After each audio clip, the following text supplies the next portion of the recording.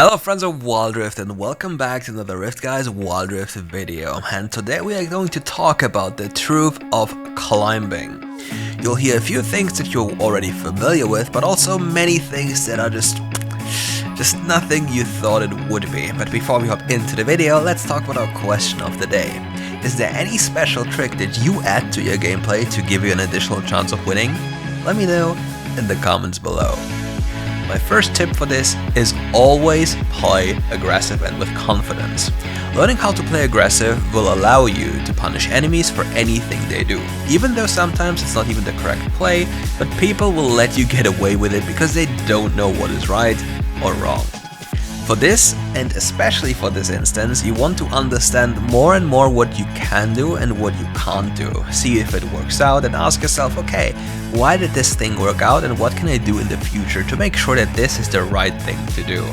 You'll run into a lot of problems and most of the time you'll have an unfortunate accident on the Rift, but if you do it with purpose and just not with only recklessness, you will learn to understand the limitations and the limits of your champions in certain matchups much more likely than in any other way, because being passive doesn't teach you anything unless you know why you're passive.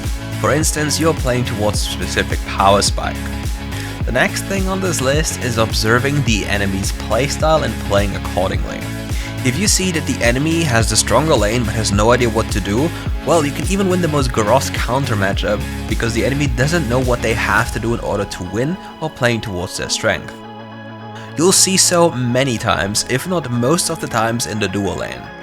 Because it's a lane that is played by 4 different people, you'll see a lot of disconnect between those people, which leaves a lot of leeway for you to maneuver in to punish enemies or salvage situations. For this, you have to bear in mind that you need to observe the enemy's movement during the laning phase, especially if they're 2 ranged champions, and if they walk together. If they don't walk together and they isolate themselves, they make themselves a prime target which can be punished. If that happens, you can establish a lane lead with HP or just minion advantage that allows you to play the lane completely different as you're supposed to do. With that in mind, you can then acquire a gold lead and reach earlier levels faster than the enemy and then just strong arm that into submission. This can happen all the times. Another thing that is quite the sad thing, but we have to just note it down, is that the system is promoting you whatever you do whatsoever. The system is designed in such a way that you gain elo even if your win rate is very even or even a little bit below bare even. Because the system just promotes you by playing a lot. It doesn't really matter if you win or lose, as long as you play enough. At least this is the idea that is getting pushed. There are a lot of people and a lot of players that are in Masters or have been in Masters Elo with a negative win rate, which doesn't really make sense. However, the one common thing they all have is that they have a lot of games played, which leads to the assumption that, maybe just playing a lot more allows you to climb, which then entertains the idea, well, Masters was like 12% in the last season, at least on a European server. It's quite a sad thing, but if you play a lot, you will climb. Okay, for this one I'll probably get attacked, hated and flamed, but please don't copy item builds from the champion leaderboard. You will hurt your own gameplay more than anything else learning like half-true information. I'll be very true about this one. Just being the top spot on the champion leaderboard doesn't mean anything. I'm sorry if I offend anyone here, but just playing a lot of one champion doesn't necessarily mean you're even good on this champion. I've seen so plenty of times, and let's just get it very straight. If you play this game and you played a lot, or so much that you hit rank 1 on this champion leaderboard, you should at least be challenger. However, the peak for the most people recorded on that very specific leaderboard is Masters or GM, which is quite confusing, isn't it? Because normally you should easily be able to reach that challenger threshold, however they're not able to, plus they have a lot of griefing builds and they lead the community into believing different things that are not even true. Because they build items for fun, they put troll builds up there, and generally just please think about it yourself and come up with a better idea. You can look at them and get some ideas if you look at the first 5 or 6 item builds there, and just go for something that fits you and you're comfortable playing with and that you know is good by just reading what the items do. Surprise, many people don't even read what items do, so please don't be that kind of person and read what items do, and therefore you'll not be tricked into buying absolute crappy items. The next tip is going full meta, but only and only if you're fully comfortable with it. Otherwise, you can stick to your own game. I'm an advocate of being able to climb with anything at any point from anywhere just by sticking to your own style. You don't have to be a god tier player, you don't have to have the mechanics of a Korean mastermind, of an LPL pro or anything. You don't have to. You just have to understand what you have to do, staying calm in your game and playing the champion you love playing to the best of your ability.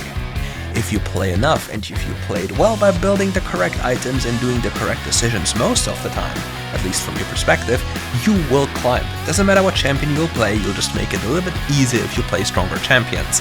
That's literally all there is to it.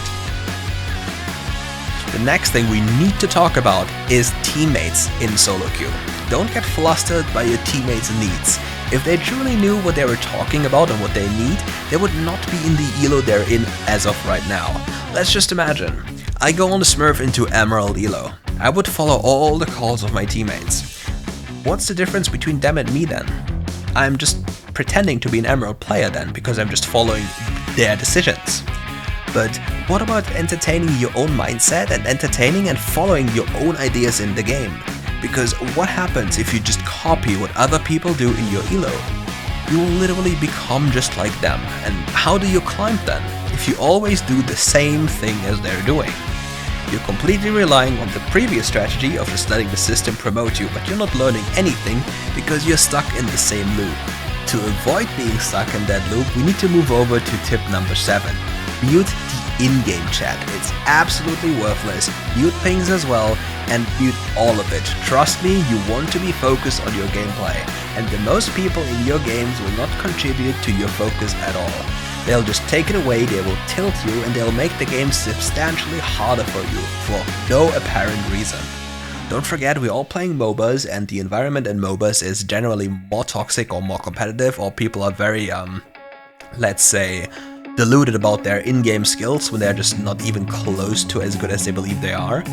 And they'll drag other people down continuously. To avoid this, just please mute the chat. I can only recommend this all the time. Whatever elo I go in, even in the highest elo possible, I mute the chat unless it's legendary queue, because the chat is just unbearable and the information shared is absolutely worthless. They just cry about things, they just ping you and just spam you and take away your focus. Take it away and you'll lose the game.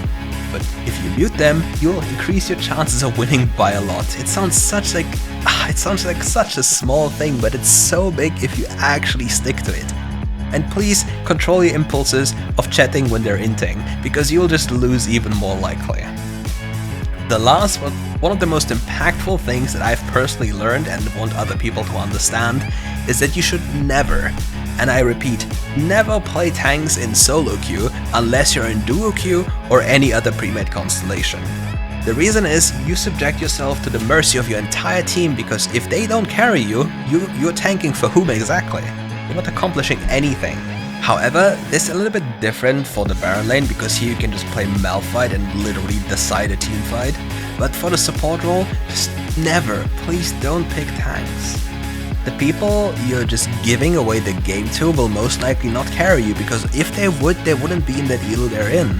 Don't forget. Rather go for a full mage support or a carry champion that allows you to have proper impact on the game. Don't forget, if you climb or as you climb through the ladder, the normal laws of the game that you would establish at the highest rank possible don't apply. It's chaos. It's a battlefield of emotions, a battlefield of craziness, randomness, and everything. So how are you supposed to stick to a specific style of playing in a sense of comp? How are you supposed to function if you're tanking for no one because people don't know what objectives are, what you should be focusing, and where you should be at what time? You're just then completely alone and unable to do anything. Please don't do this to yourself, unless you want to play to how to stay at a certain elo for sure edition. It will just hurt you and make you frustrated, and you'll realize that you need to play more games to climb to be promoted by the system, and then the fun is sucked away. Don't do this to yourself. And if you want more RiftGuides content, leave a like, subscribe to the channel, and see you soon for more.